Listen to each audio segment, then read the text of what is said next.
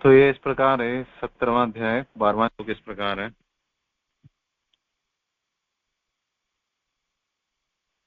अभिसंध्याय तु फलं दम्भार्थमपि चैव यत् इज्यते भरत श्रेष्ठ तम यज्ञ विद्धि राजसम। हरे कृष्णा। सो आप में से जो डिवोटीज इसको उच्चारण करना चाहते हैं तो आप कर सकते हैं। अभी आपका स्वागत है। हरे कृष्णा। हरे कृष्ण प्रभु जी, दंड प्रणाम। दंडवत प्रणाम हरे माता जी। कृष्ण। अभिसंधाय तु फलं दम्भार्थमपि च यत् इज्यते भरतश्रेष्ठतं यज्ञं विद्धि राजसम्। हरे कृष्ण प्रभु जी, दंड प्रणाम। हरे कृष्णा। दंडवत प्रणाम माता जी।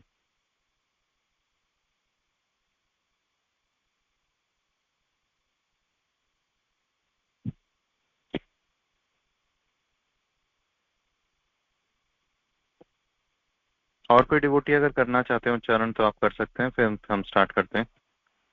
हरे कृष्ण प्रभु जी, दंडवत प्रणाम। दंडवत प्रणाम माता जी। अभिसंध्याय तु फलं दम्भार्थम् अपि चैव यत् युज्यते भरतश्रेष्ठ तं यज्ञं विधिराजसम्। हरे कृष्ण प्रभु जी, दंडवत।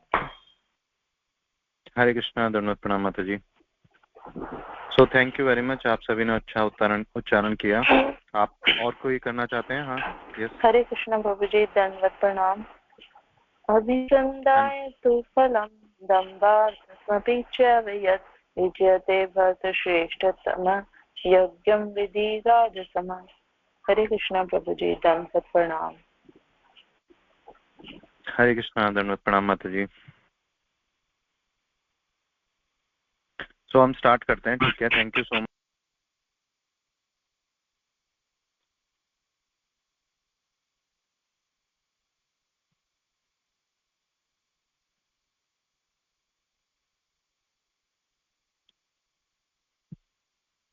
तो इसका शब्दार्थ और तात्पर्य जगत गुरु श्रीला प्रभुपाद जी द्वारा। श्रीला प्रभुपाद की जय।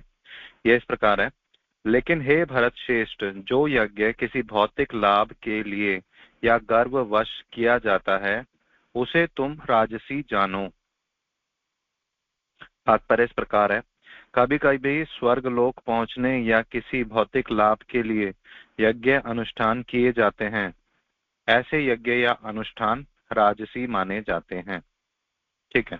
सो अब हम समझते हैं कि इस चैप्टर का पहले मतलब क्या है और ये क्या चल रहा है, यहाँ पे क्या श्लोका चल रहे हैं।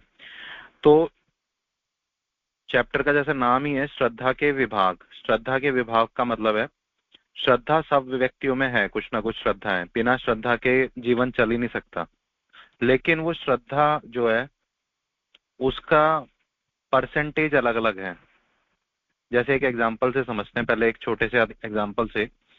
मान लीजिए एक व्यक्ति है, वो किसी पे विश्वास नहीं करता, तो वो क्या करेगा। मान लो उसको यहाँ से जाना है, कनॉट प्लेस जाना है। वो रहता है से विकासपुरी रहता है और उसको कनॉट प्लेस जाना है। तो वो क्या करेगा, वो कहेगा चलो मेट्रो से चला जाता हूँ। तो मेट्रो का उसने टोकन ले लिया और मेट्रो में चढ़ गया। अब लेकिन चढ़ते समय उसके मन में ना संशय आ रहा है, कह रहा है ये ड्राइवर पता नहीं ठीक से चलाएगा नहीं चलाएगा, इसको चलाना आता है या नहीं आता। तो क्या होगा, वो 2 स्टेशन पे जाएगा और उसके मन में ये आ रहा है ये ड्राइवर ना ये मेट्रो को कहीं ठीक से नहीं चलाएगा और मेट्रो जो है वो कहीं ठोक देगा मेट्रो को और सब लोग मर जाएंगे। ऐसा सोचा इस प्रकार से। फिर क्या हुआ, तो वो उतर गया वहां पे। और फिर क्या सोच रहा है, उसको कोई कुछ खाने के लिए दे रही है उसकी बीवी। तो क्या सोच रहे हैं, कह रहा है कि पता नहीं है किससे मेरा विवाह हो गया, इसने ना खाने में कहीं जहर तो नहीं मिला दिया, मैं मर तो नहीं जाऊंगा ये खा के। तो ये मैंने एक्सट्रीम उदाहरण दे दिया पहले ही। तो इससे क्या पता चल रहा है कि हम अपने डे टू डे लाइफ में भी विश्वास कर रहे हैं लोगों पे। जैसे आपने ये मेट्रो का तो थोड़ा बड़ा एग्जांपल हो गया, अब छोटा एग्जांपल में समझिए कि आपने कोई ऑटो किया कहीं से कहीं जाने के लिए। तो अब आपको तो नहीं पता, उससे आपने लाइसेंस तो नहीं देखा उसका कि भाई तेरे को चलाना आता है, ऑटो गिरा तो नहीं देगा मुझे और कुछ और कहीं तो नहीं मेरे को कुछ और तो नहीं कर देगा मेरे साथ, मुझे मुझे मुझसे पैसे तो नहीं लूट लेगा। तो हम क्या कर रहे हैं, विश्वास कर रहे हैं लोगों पे कि हाँ ये ठीक है। हमने कोई बुकिंग की, कोई आया हमारे घर एसी रिपेयर करने के लिए, तो हम उस पर भी विश्वास कर रहे हैं कि हाँ ये व्यक्ति ठीक है। जो रीजनेबल हम कर सकते हैं उसमें चेकिंग वो हम कर रहे हैं, लेकिन फिर भी हम विश्वास भी कर रहे हैं लोगों पे। हमें विश्वास करना पड़ रहा है कि एसी वाला बंदा ठीक है, दूध वाला जो है वो दूध में जहर नहीं मिला रखा उसने, पत्नी जो खाना बना रही है उसमें उसने जहर नहीं मिला रखा। तो हम विश्वास कर रहे हैं ना लोगों पे। तो ये चैप्टर बताता है कि हमें विश्वास, हमारा जो विश्वास है ना, जो हमारी श्रद्धा है, वो 3 प्रकार की होती है। तो इसमें यज्ञ के बारे में बताया गया है, तपस्या के बारे में बताया गया है, भोजन के बारे में बताया गया है। और इसका क्लासिफिकेशन जो किया गया ना, जो इसका वर्गीकरण किया गया, वो 3 प्रकार में किया है, राजसिक, तामसिक और सात्विक।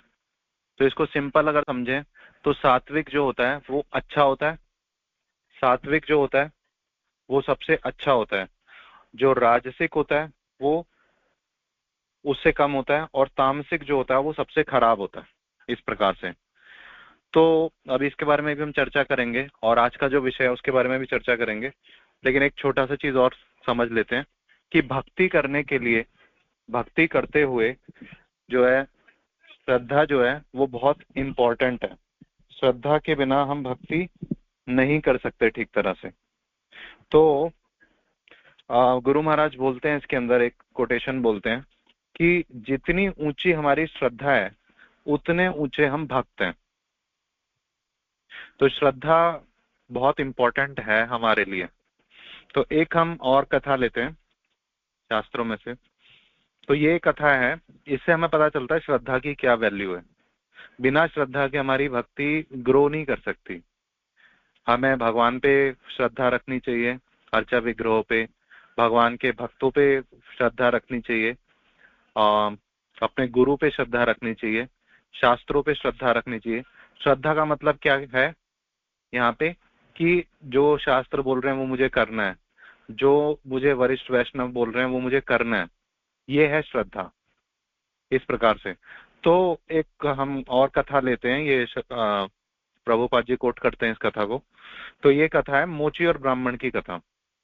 तो एक ना मोची था, वो बरगद के पेड़ के नीचे बैठता था, और एक ब्राह्मण था जो जो ये सारे जो यज्ञ वगैरह कराता था और लोगों को वेद वगैरह पढ़ाता था। तो एक बार क्या हुआ, नारद मुनि आए यहाँ पे पृथ्वी लोक पे, और वो गए मोची के पास, और मोची से उन्होंने पूछा कैसे हो तुम, क्या चल रहा है। तो मोची बहुत विनम्रता से उनसे मिला, उनको प्रणाम वगैरह किया, और उसके बाद पूछता है मोची कि आप प्लीज, आप तो वैकुंठ जाते रहते हो, वैकुंठ जाते रहते हो, तो आप प्लीज भगवान से एक बार ये पूछ लेना कि मैं कब आऊंगा उनके पास। तो नारद मुनि ने कहा ठीक है। तो नारद मुनि को क्या लगा, ये तो मोची है, इसको तो पता नहीं कुछ भक्ति वगैरह करने के लिए टाइम मिलता भी होगा या नहीं, और कुछ करता भी है नहीं करता पता नहीं। तो हालांकि नारद मुनि भी भगवान के भक्त हैं, शुद्ध भक्त हैं, तो वो सब पहचान गए होंगे, लेकिन उन्होंने लीला में ऐसा ही दिखाया कि उनको नहीं समझ आया कुछ।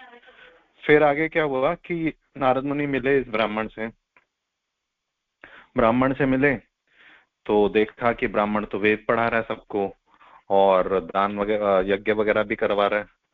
तो देखने में ऐसा ही लगा कि ये तो अच्छे से कर रहा है सब चीजें, नियम भी लग रहा है ठीक से पालन कर रहा होगा। तो अच्छा लगा देख के उससे मिलके नारद मुनि को। तो ब्राह्मण नारद मुनि से पूछा कि आप वैकुंठ लोग आते जाते रहते हो, आप प्लीज विष्णु भगवान से पूछना कि मैं कब आऊंगा उनके धाम। तो नारद मुनि ने कहा ठीक है। तो भगवान की माया की वजह से नारद मुनि अभी खुद जज नहीं कर पा रहे, मतलब हालांकि वो शुद्ध भक्त हैं, भगवान के पार्षद हैं, सब कुछ देख सकते हैं कौन कितना अच्छा भक्त है, लेकिन इस लीला में भगवान ने उनको मोह कर दिया थोड़ी देर के लिए, और वो नहीं समझ पा रहे कि अभी ब्राह्मण अच्छा भक्त है या मोची अच्छा भक्त है। तो उनको क्या लग रहा है कि ब्राह्मण जो है वो अच्छा है, और मोची जो है उसको तो टाइम ही नहीं मिलता भक्ति करने के लिए, वो क्या ही करता होगा। तो ठीक है, वो नारायण नारायण करते हुए पहुंच गए, वैकुंठ पहुंच गए। और यहाँ पे एक चीज और मैं बता देना चाहता हूँ कि जैसे दिखाया जाता है कि जो नारद मुनि हैं वो इधर की बात उधर करते हैं और ये सब चीजें उल्टी पुल्टी चीजें दिखाई जाती हैं टीवी सीरियल में। ऐसा बिल्कुल भी नहीं है। नारद मुनि भगवान के पार्षद हैं। और आप श्रीमद् भागवतम पढ़ेंगे तो आप देखेंगे नारद मुनि ने बहुत बड़े बड़े जो भक्त हुए उन सबके गुरु जो है नारद मुनि है। तो एक बार जब ये राजौरी गार्डन में कथा हुई थी तो इस ग्रेस परेश प्रभु जी ने बताया था कि भागवतम में जो सबसे इम्पोर्टेंट कैरेक्टर हैं वो है नारद मुनि, क्योंकि उन्होंने इतने सारे लोगों को भक्त बनाया। प्राचीन बरही करके एक राजा थे, उनके पुत्र हैं, उनको भक्त बनाया। ध्रुव महाराज, प्रहलाद महाराज और वाल्मीकि और बहुत सारे भक्त बनाए नारद मुनि ने। तो नारद मुनि कोई ऑर्डिनरी व्यक्ति नहीं है, तो इसलिए हमें पहले ये याद रखना चाहिए। तो अब क्या हुआ, नारद मुनि पहुंच गए वैकुंठ लोक और विष्णु भगवान से मिले, प्रणाम किया और उनको बताया। विष्णु भगवान ने पूछा कि आप गए थे नीचे? उन्होंने बताया दो व्यक्ति मिले मुझे, एक ब्राह्मण था, एक मोची था। तो ब्राह्मण भी पूछ रहा है कि मैं कब आऊंगा वापस, और मोची भी पूछ रहा है, तो आप बताइए। तो भगवान ने बोला कि जो ये मोची है ना, ये तो इसी जन्म में जब इसका शरीर छूटेगा तो ये मेरे पास आ जाएगा, और जो ब्राह्मण है उसको अभी बहुत टाइम लगेगा। तो नारद मुनि को आश्चर्य हुआ कि ऐसा कैसे बोल रहे हैं भगवान, जबकि देखने में तो ऐसा लग रहा है कि ब्राह्मण जो है अच्छे से भक्ति कर रहा है, और जो मोची है उसको तो टाइम ही नहीं मिलता, ज्यादा बैठा रहता है वो बरगद के पेड़ के नीचे, जूते सिलता रहता है। तो उन्होंने कहा आप उन दोनों को जाके ना एक चीज बोलना, फिर आपको समझ आ जाएगा मैं ऐसा क्यों कह रहा हूँ। तो नारद मुनि ने कहा क्या कहना उनको? तो उन्होंने बोला, विष्णु भगवान ने, कि आप उनको बोलना कि वैकुंठ में ना विष्णु भगवान जो है वो एक उन्होंने सुई ले रखी है, सुई, और उसका जो छेद होता है छोटा सा, उस छेद में से ना एक हाथी को निकाल रहे हैं, ये जाके बोल देना। तो नारद मुनि ने कहा ठीक है, बोल दूंगा। तो नारद मुनि आ गए वापस और मिले पहले ब्राह्मण को बताया। तो ब्राह्मण ने तुरंत पूछा कि आप पूछ के आए हो मैं कब आऊंगा वापस? वो कह रहे वो तो मैं बताऊंगा तुम्हें आपको थोड़ी देर में, लेकिन ना आप पहले भगवान क्या कर रहे थे मैं ये बताता हूँ आपको। तो उन्होंने बताया कि वैकुंठ में ना भगवान ने एक सुई ले रखी है और उसके उसके जो छिद्र है उसमें से ना हाथी को निकाल रहे हैं। तो ब्राह्मण को ये बात सुन के ना अच्छा नहीं लगा। ब्राह्मण क्या बोलता है कि नारद मुनि आपको मजाक करने के लिए मैं ही मिला था, मैं आपसे पूछ रहा हूँ कि मैं कब जाऊंगा वापस, वो तो आप बता नहीं रहे, आप मेरे से मजाक कर रहे हो। ऐसा हो सकता है क्या कि सुई के छेद में से कोई हाथी को निकाल दे? ये तो अच्छी बात नहीं है, आप मुझसे मजाक कर रहे हो। तो ऐसे बोलता है। तो नारद मुनि कहते हैं ठीक है कोई बात नहीं, और नारद मुनि फिर वहां से आगे चल पड़ते हैं। आगे जाते हैं तो इससे मिलते हैं, क्या नाम है, मोची से। मोची प्रणाम करता है। फिर मोची को नारद मुनि बोलते हैं कि विष्णु भगवान ना वैकुंठ में एक उन्होंने सुई में से ना छेद में से हाथी को निकाल रहे हैं। तो मोची कहता है वाह कितने महान है मेरे भगवान, कुछ भी कर सकते हैं, कितनी अद्भुत लीला कर रहे हैं। तो नारद मुनि पूछते हैं कि आपको विश्वास है भगवान ऐसा कर सकते हैं? कहते हैं हाँ बिल्कुल कर सकते हैं, क्यों नहीं कर सकते, वो तो सब कुछ कर सकते हैं। और फिर मोची ने एक उदाहरण भी दिया, बहुत सुंदर उदाहरण दिया। वो बरगद के पेड़ के नीचे बैठा हुआ था। तो कहता है कि ये बरगद का जो बीज है ना, बरगद के पेड़ का जो बीज है वो बिल्कुल छोटा सा होता है, बिल्कुल छोटा सा, एक गमले में भी उगाया जा सकता है उसको। और जब वो बड़ा हो जाता है तो देखो कितना विशाल वृक्ष बन गया। और बरगद का एक ऐसा पेड़ होता है वो कितने ही किलोमीटर्स में भी फैल सकता है, मतलब एक पेड़ में से दूसरा पेड़, दूसरे से तीसरा, ऐसा बढ़ता जाता है। तो मोची बोलता है कि इतना बड़ा जो ये पेड़ है इसको भगवान एक छोटे से बीज में रख सकते हैं। इस तरह से उसने अपना बुद्धि दिखाई, देखो कि इतना बड़ा पेड़ जो है उसको एक छोटे से बीज में रख दिया भगवान ने। तो फिर सुई के जो छेद है उसमें से हाथी क्यों नहीं निकाल सकते? तो ये जो उसने बुद्धिमत्ता दिखाई, ये कोई सांसारिक बुद्धिमत्ता नहीं है, ये भक्ति से आई हुई बुद्धि है। भक्ति जो करता है उसको प्रैक्टिकली भी दिखने लगता है कि भगवान सब कुछ वाकई में मैनेज कर रहे हैं। कोई कहता है ना तुम्हारे भगवान क्या करते हैं क्या करते हैं, अरे ये जो वायु आप ले रहे हो, ऑक्सीजन ले रहे हो, ये कौन दे रहा है आपको? ये सुंदर सुंदर जो आप तरबूज, खरबूज और क्या कहते हैं आम खा रहे हो, भोग लगा के या बिना भोग लगाए जो भी कर रहे हो, ये आपको कौन दे रहा है? कोई फैक्ट्री में तो बना नहीं सकता ये। फैक्ट्री में तो आप प्लास्टिक बना सकते हो जो जिससे विनाश होता है, लेकिन ये जो वास्तव में आपका भोजन है वो कौन बना रहा है? गाय के अंदर से दूध कौन बना रहा है? कौन सी ऐसी मशीन है कि उसमें आप घास डालो और उसमें से दूध निकल रहा है कोई मशीन ऐसी आपके पास? तो इस प्रकार से, तो इस कथा से हमें क्या पता चलता है कि भक्ति करने के लिए ना बहुत इंपॉर्टेंट है श्रद्धा होना। श्रद्धा का मतलब क्या है? डीटीज के सामने गए आप, भगवान के अर्चा विग्रह के सामने गए, तो हमें ये श्रद्धा रखनी है कि भगवान अभी मुझे देख रहे हैं और मुझे भगवान को प्रणाम करना है, और केवल आर्टिफिशियली प्रणाम नहीं करना। कई बार क्या होता है कि ठीक है हम कर रहे हैं भक्ति करते करते, ठीक है थोड़ा हम वो हो जाते हैं कंप्लेसेंट, मतलब केयरफुल नहीं रहते और ऐसे ही समझते हैं ठीक है चल रही है भक्ति, तो उसको रिचुअल बना लेते हैं। रिचुअल का मतलब एक एक कार्यक्रम बना लेते हैं कि मतलब ये एक कार्य है, एक भगवान को प्रणाम करना। भगवान को प्रणाम करना कार्य नहीं है, भले ही शुरू में हम उसको कार्य समझ के करें, लेकिन जब हम करते रहेंगे तो हमें ये फीलिंग आने लग जानी चाहिए कि ये भगवान है सामने और भगवान मुझे देख रहे हैं। जैसे एथीस्ट बोलते हैं ना, नास्तिक लोग, कहाँ है भगवान, कहाँ है भगवान? तो भक्त को तो दिख रहे हैं भगवान, ऑल्टर में है भगवान, भगवान ही तो है और कौन है, और भगवान सब जगह भी है। तो इस प्रकार की हमें अपनी श्रद्धा को फिक्स करना चाहिए, और हमारे मन में जो भी संशय है उनके उत्तर हैं गीता और भागवत में। इनका हमें पठन पाठन करना चाहिए, सुनना चाहिए। तो अब हम आ जाते हैं, ये हमने डिस्कशन किया कि श्रद्धा क्यों इंपॉर्टेंट है, क्योंकि जो श्रद्धा है जिसके अंदर वही ठीक से कर पाएगा। जैसे अब मान लीजिए किसी में श्रद्धा नहीं है, भगवान का नाम लेने से क्या होगा, ये सोच रहा है, अरे भाई तू लेके तो देख, लेता रह लेता रह लेता रह, अरे वाह मेरा मन शांत होने लगा, मुझे क्रोध आना बंद हो गया, मेरा भगवान से अटैचमेंट बढ़ने लगा, मैं ऑफिस का काम ठीक से करने लगा। तो ये सब कैसे हुआ? भगवान का नाम लेने से। तो फिर श्रद्धा बढ़ रही है कि हाँ भगवान का नाम लेंगे सब ठीक होगा, घबराने की आवश्यकता नहीं, भगवान का नाम लो, भगवान का नाम लो, भगवान को प्रणाम करो, भगवान की आरती करो, चौराष्टकम पढ़ो, पुरुषोत्तम मास चल रहा है कुछ सेवाएं करो। तो इस प्रकार से तो ये सारा जो भक्ति का बेस है ना वो श्रद्धा पे आधारित है। लेकिन श्रद्धा 3 प्रकार की होती है। तामसिक श्रद्धा जो है, अब यहाँ पे आप श्लोक वगैरह पढ़ेंगे तो तामसिक चाहे यज्ञ कर रहा हो, कोई भोजन कर रहा हो या तपस्या कर रहा हो, तामसिक का मतलब होता है जो शास्त्रों में लिखा है ना, आप तीनों के कॉन्टेक्स्ट में देख लेना। मतलब तामसिक यज्ञ कर रहा है कोई, तामसिक तपस्या कर रहा है या तामसिक भोजन की बात हो रही है, तो आप सीधा सीधा समझो तो इसमें 2 बातें आ जाती हैं कि शास्त्रों के विरुद्ध होगी वो चीज, शास्त्रों में जो बताया उसका उल्टा होगा। शास्त्रों में क्या बताया, जैसे भगवत गीता में भगवान बोलते हैं खाने के लिए, पत्रम पुष्पम फलम तोयम यो मे भक्त्या प्रयच्छति तदहम भक्ति उत्तरहता अश्नामी प्रियतात्मना। तो भगवान क्या बोल रहे हैं कि मुझे आपको जो भोग लगाना है, आप जो मुझे भोग लगाओगे वो क्या होना चाहिए, पत्र पुष्प फल और जल। तो भगवान ने क्लियर कर दिया कि भगवान जो खाते हैं वो क्या खाते हैं, शाकाहारी भोजन खाते हैं। भगवान अंडे मांस मछली ये सब चीजें नहीं खाते, ठीक है ना।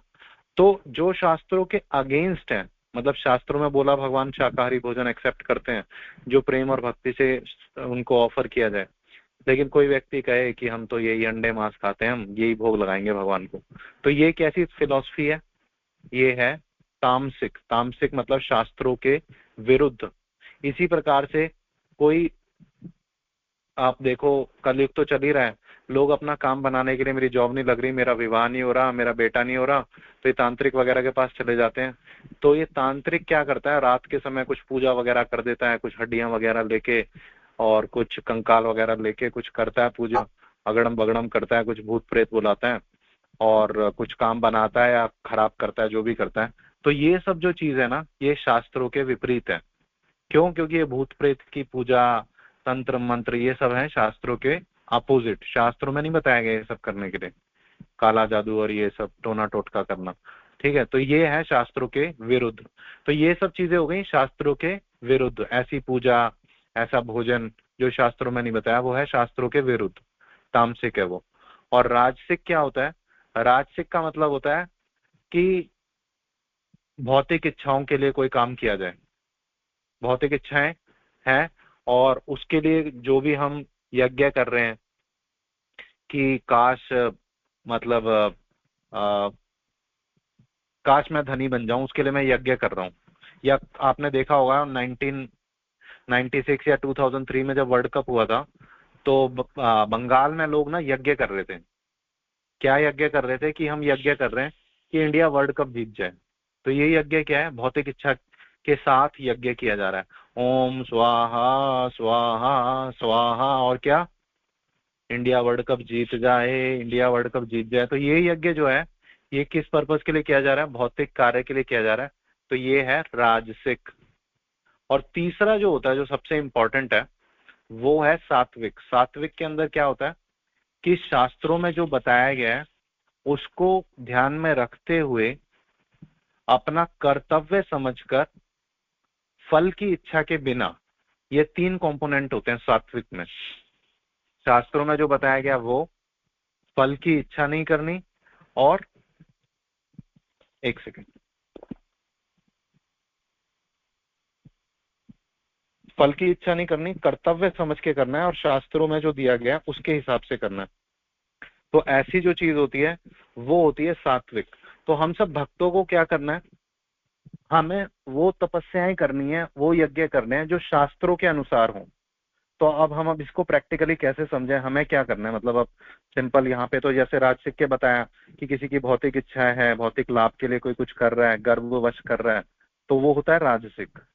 होपफुली आपको समझ आ रहा है। आप चैट पे लिखिए अगर आपको कोई समझ नहीं आया हो, बाकी मैं आगे कंटिन्यू कर रहा हूँ इसको।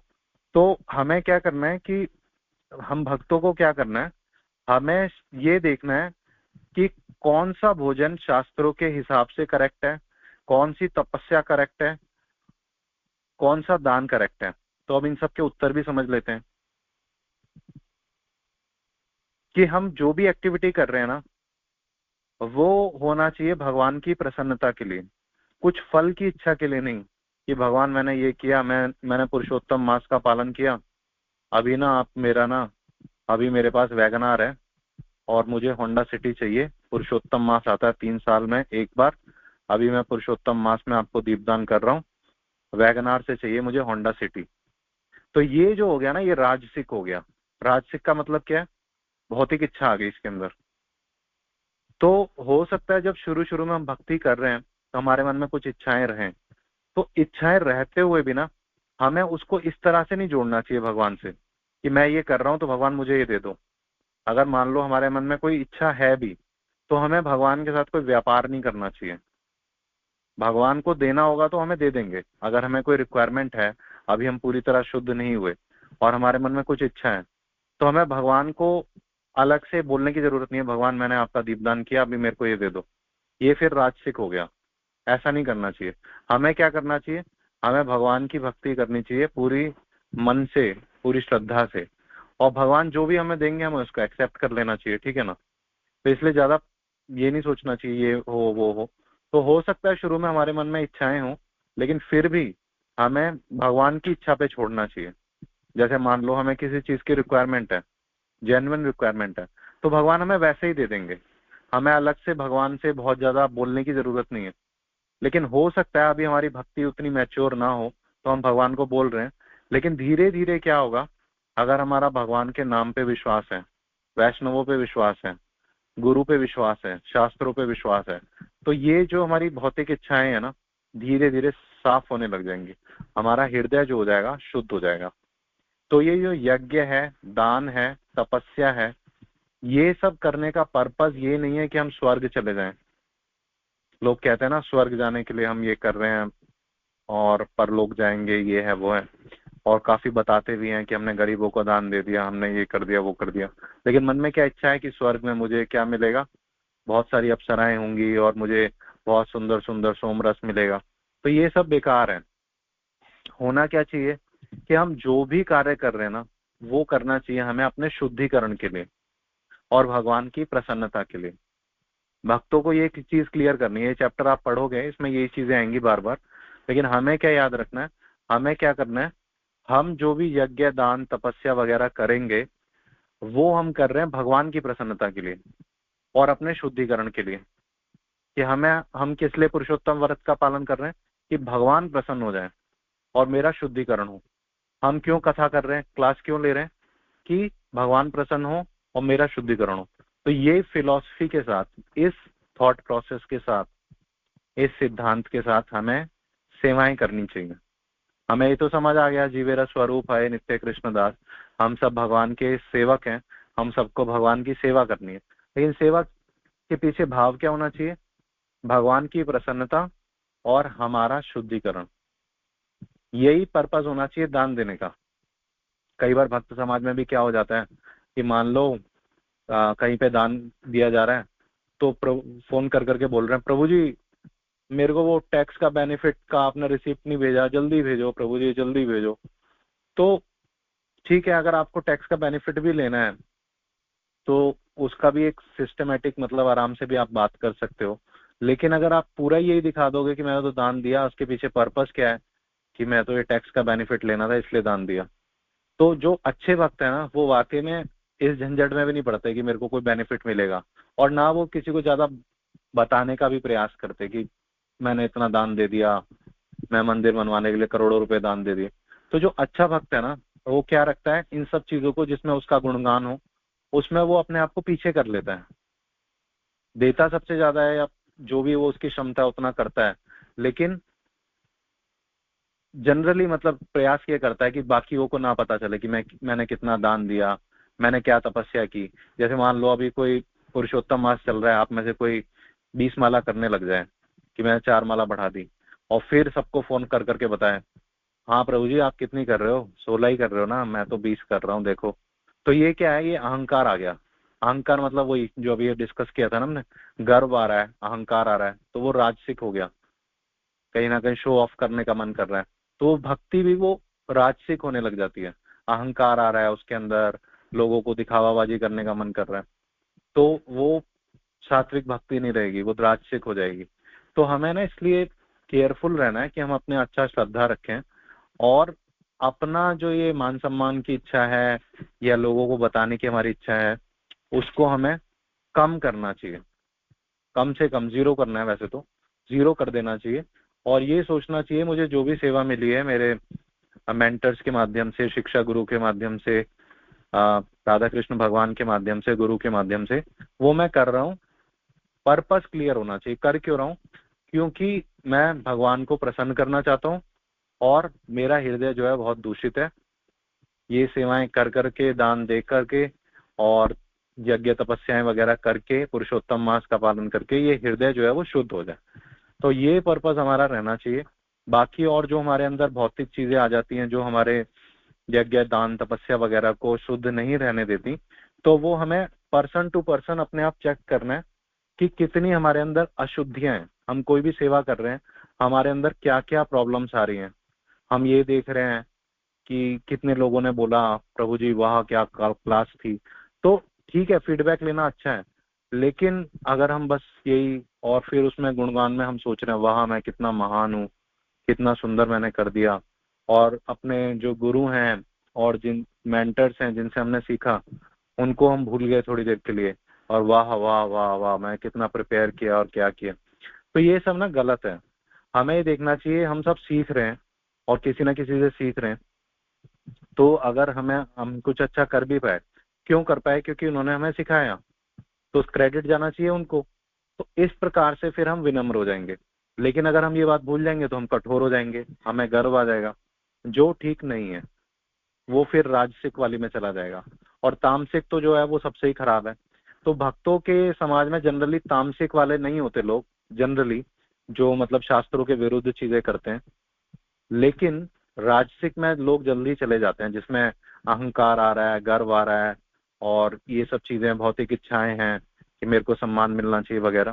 तो इन सब चीजों से हमें बचना चाहिए। हमें फोकस करना चाहिए कि क्या मैं भगवान का नाम ले पा रहा हूँ ठीक से, और मैं ठीक उच्चारण कर रहा हूँ, क्या मैं सेवाएं ठीक से कर रहा हूँ। तो हमें इन चीजों पे फोकस करना चाहिए रेदर देन कि हम बाकी चीजों में करें क्या रिजल्ट रहेगा। और रिजल्ट की हमें कभी चिंता नहीं करनी चाहिए। हमें भगवान के लिए पूरे उत्साह के साथ कार्य करना चाहिए, चाहे बुक डिस्ट्रीब्यूशन हो, चाहे प्रचार हो, और ये नहीं सोचना चाहिए कितने लोग आएंगे। अगर हम शुद्धता से करते रहेंगे ना वो चीज, मान लीजिए आप कहीं पे क्लासेस ले रहे हैं या प्रचार कर रहे हैं, हो सकता है शुरू में लोग कम आए, लेकिन हम अपनी शुद्धता मेंटेन करें, हम अपने मन को इधर उधर ना जाने दें और भगवान को प्रसन्न करने के लिए प्रयास करते रहें, तो हम देखेंगे कि इस श्रद्धा से, इस शुद्ध सेवा की भावना से फिर जो लोग आपको सीरियस नहीं सुनते थे वो आपको सीरियस होके सुनने लगेंगे।